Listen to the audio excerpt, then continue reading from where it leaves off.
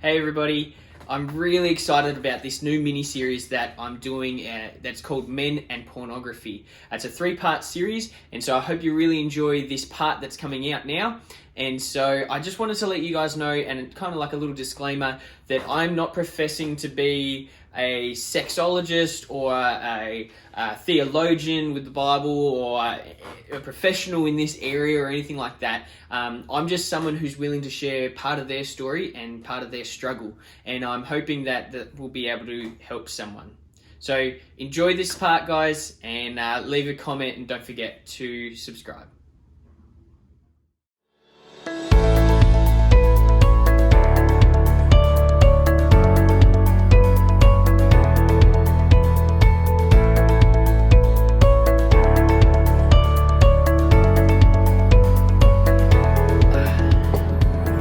Hey everybody, how you doing? Hope you're doing great on this fine Thursday morning, I think it is. I don't have a watch, I don't know why I looked at my wrist. It's been raining the last couple of days, so it's nice to have the sun out again.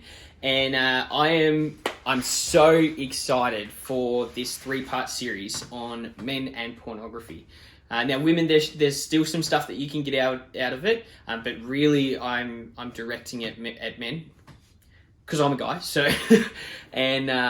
so I wanted to, on this first part, talk about the importance of having a coach or mentor.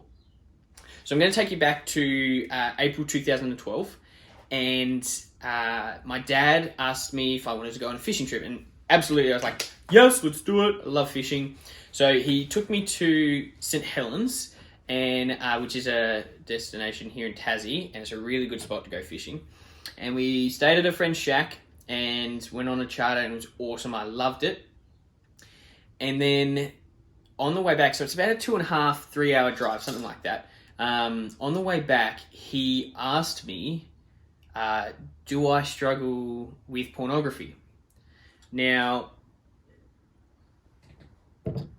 instantly I was like, oh my goodness, like I was just caught off guard, and I was like, and I thought about it, and personally I didn't think I had that relationship with Dad quite just yet, and because, well, me and Dad clashed a lot. We're very, very similar personalities, and I was just a stubborn little child, and so I kind of freaked out a bit, and I remember thinking like, I feel so ashamed, because at the time it was probably like 2 or 3 times a week that it was getting bad, and I had been struggling for it for 4 years before that, trying to get over it, and the shame that I felt was in, like, because I was on the band at my church, so I used to play guitar and sing at my church, and also I was a leader at a youth group, and so the shame I felt, like, it was like, I can't even describe it. Like, I just felt so much pain from it and shame. And to think that, like, it's a secret now and I feel so shameful. What's to think the shame that I could feel once I tell someone? Like, or like even tell my dad. Like, it grew too much in me, and I was like, oh, nah, I don't struggle with it. Or whatevs. And he asked me again, he's like, are you sure? Like, you can talk to me, it's okay. And I was like, no, I don't struggle with it, Dad, just drop it. And so I kind of stopped that conversation. And so I share that story because a month later, my dad had a heart attack and died. And I've always remembered that conversation and always regretted that I never talked to him about it, because then I never got to the chance to talk about pornography, my struggles of becoming a man. I never got to talk with my dad, because when you're a man and you grow older, you should feel comfortable to be able to talk about love and talk about girls and ask your dad, because he was 18 once, he was 15 once. Yes, it was a different time probably back then, but he was a young man once, and talk about also like what marriage is, what dating is, what what sex is, how it happens, what it's like, all that kind of stuff as a young man to when you become a married man. Like, they're all the things that you should be able to talk to with your dad.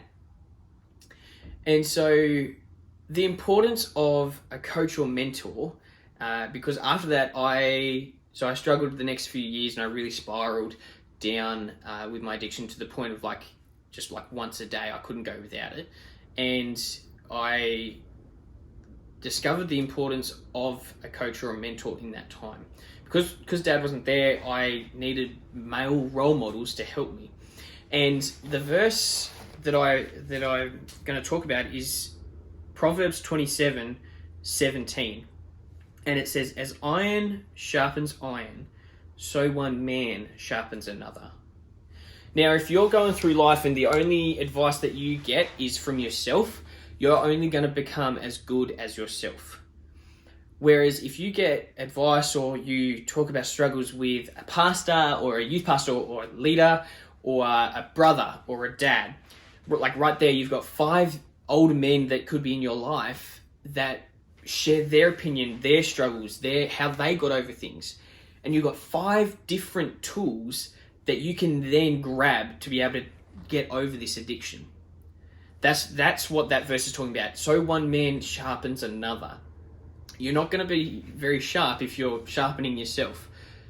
You need another person, another man in your life. And generally it's good to go older because they've gone through it a little bit.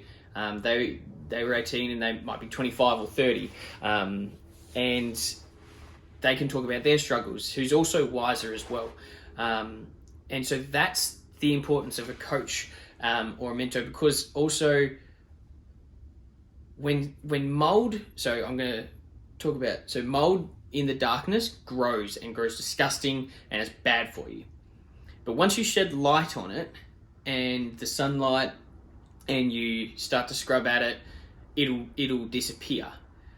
When you talk about your addiction, when you talk about it with someone who you trust, that's shedding light on it.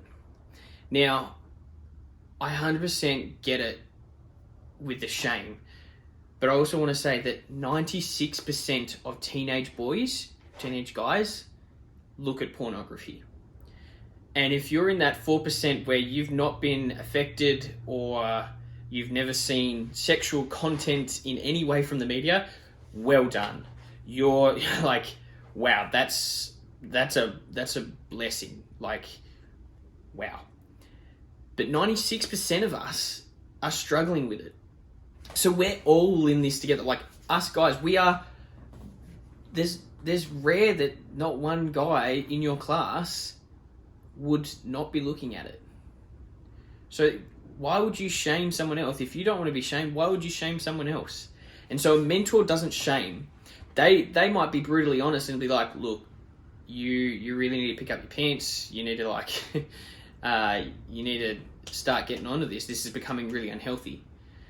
And they should also be super encouraging. And when you're honest and you're like, look, I looked at porn again, and he goes, that's so good, man. Like, you lasted 4 days and you only looked at it for like an hour.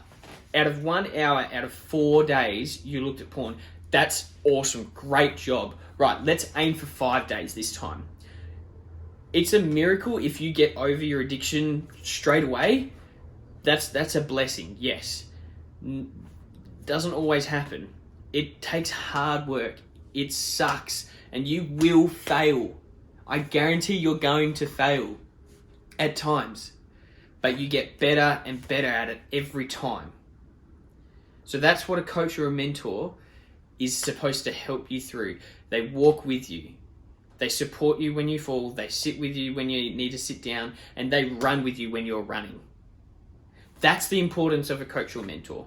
Talk with your dad. Talk with your brother. Talk with your youth pastor, senior pastor, youth leader, anyone, any of those guys.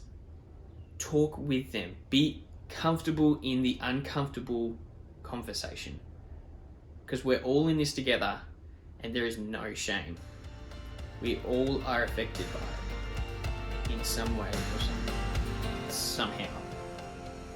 So guys, I hope you've really enjoyed part 1. Look out for part 2. and go be a blessing to someone else. And I hope you have a great day. Peace out.